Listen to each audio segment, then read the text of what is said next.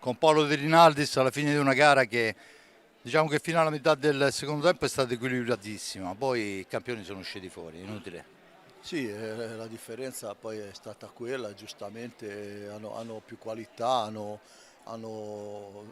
tanta energia, hanno un'esperienza molto importante, quindi peccato perché insomma, come dici te, la mia squadra insomma, fino a 13-14 minuti dalla fine, quindi metà del secondo tempo eravamo insomma 3-2, stavamo soffrendo giustamente come si deve soffrire quando si viene in questi campi, però si poteva pensare anche sperare di portarla avanti il più possibile e chissà. Invece poi c'è stata la doppia espulsione di Olmos e doppio blu, non l'ho più potuto far giocare perché comunque rischiavamo il rosso e quindi ma non deve essere una scusante, proprio che ultimamente quando abbiamo dei recuperi delle squadre avversarie andiamo un po' fuori dalla partita. Questa è una cosa sulla quale ancora dovremo riflettere.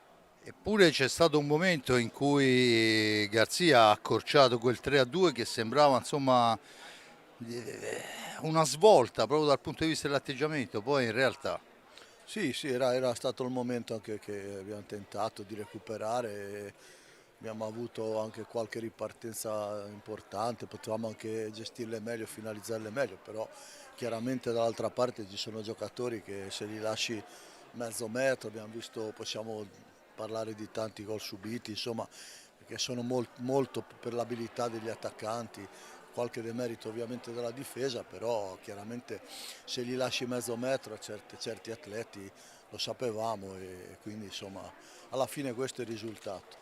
anche se doloroso bisogna analizzare il fatto che insomma è la quarta gara che non si mette bene per il Sarzana e probabilmente ci avrai da lavorare ancora molto. Sì, sì, no, indubbiamente questo, quello parlavo anche adesso con i dirigenti.